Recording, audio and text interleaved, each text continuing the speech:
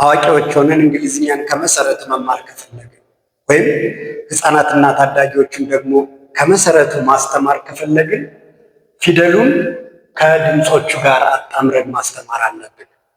እንግሊዝኛ የሚጻፈው በፊደላት ነው። ABCDEFG ያለን በምንጠራቸው ፊደላት፣ የሚነገረው ግን በድምፆቹ ነው።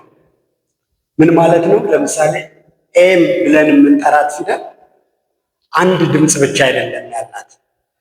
እዚህ ጋር እንኳን ላሳያችሁ በሞከርኳቸው ምሳሌዎች ላይ 6 እና ከዛ በላይ ድምፆች አሉ።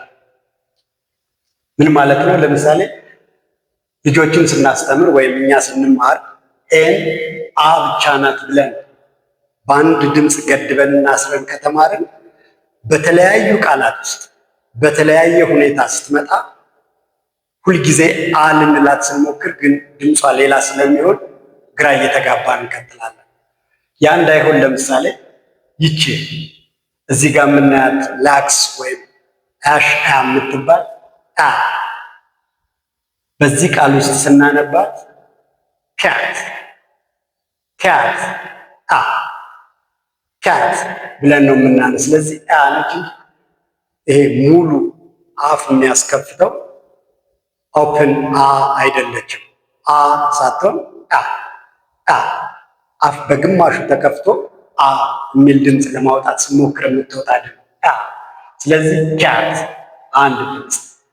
ሁለተኛው ደግሞ ለምሳሌ ኤ ድምፅ ከኢ ጋር ተጣምረው ዲፍተንግ የሚሆኑበት ጥምር ቫውል ድምፆች እንደ አንድ የሚደመጡበት ሌላ ድምፅ አላት ራሷ ኤ። ይችል እዚህ ጋር ኤ ፊደል ነበረች፣ እዚህም ኤ ፊደል ነች። ድምጿ ግን ኤይ ነው የሚሆን።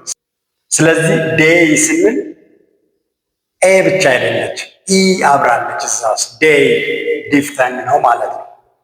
ሶስተኛው ላይ የምናያት ለምሳሌ ኤ በአር ተጽዕኖ ውስጥ ስትሆን፣ በአር ፊደል ተጽዕኖ ውስጥ የወደቀች ኤ ፊደል ስናገኝ ልክ እንደዚህ ረዥም አድርገን ነው የምናነባት አር አርም ብለን። ስለዚህ ይቺ ኦፕን አ ሎንግ አ ማለት ይችላል። ስለዚህ አ ኤይ አ።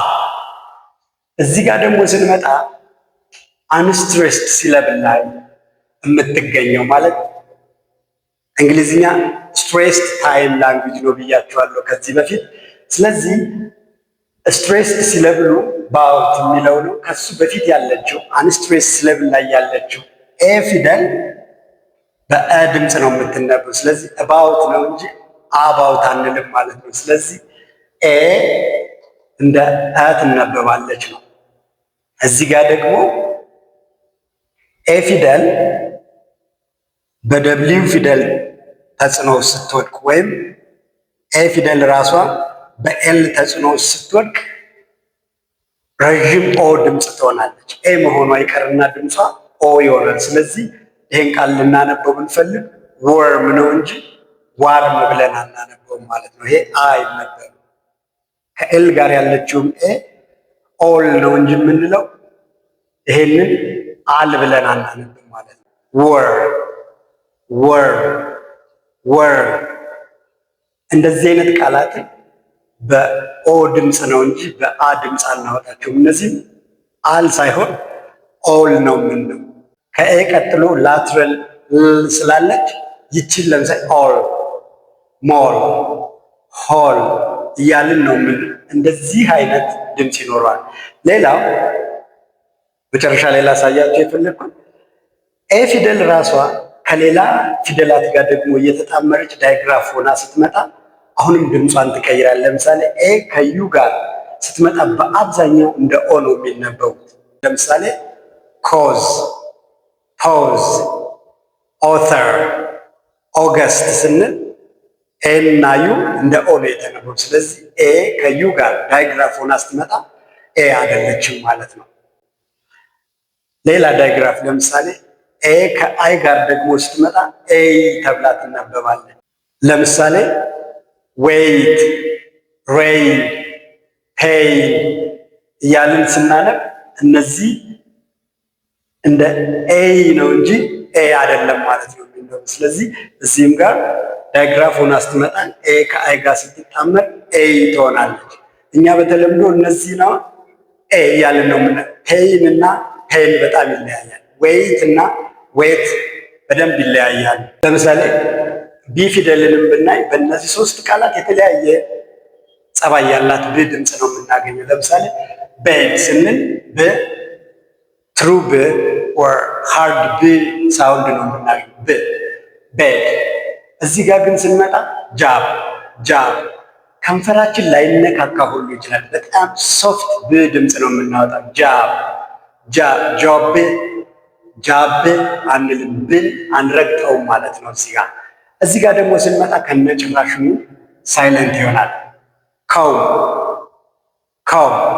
በቃ እንዲህ አይነት ልዩነት አላቸው። ሲ ፊደልንም ብናይ ሁልጊዜ አንድ ድምፅ አይደለም ያላት። እዚህ ጋር ካት እንላለን፣ እዚህ ጋር ግን ሲቲ ኦር ሲዲ እንላለን። እዚህ ጋር ግን ቸለው ነው የምንለው። አራተኛው ላይ ደግሞ ጭራሽም አውሽን ነው የምንለው። ስለዚህ እዚህ ሺ ነች፣ እዚህ ቺ ነች፣ እዚህ ስ ነች፣ እዚህ ክ ነች። ስለዚህ ክ ስ ቺ ሺ።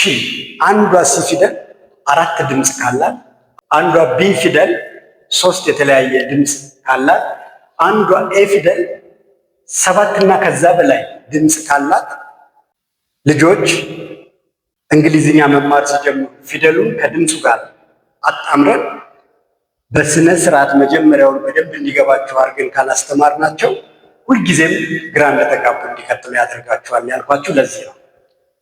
ልጆቻችሁ እንዲህ አይነት ትምህርት በዝርዝርና በጥልቀት ተምረው የእንግሊዝኛ ቃላትን በትክክል ማንበብና መናገር እንዲችሉ ከፈለጋችሁ የኔን ስልጠና እንዲወስዱ አግዟቸው።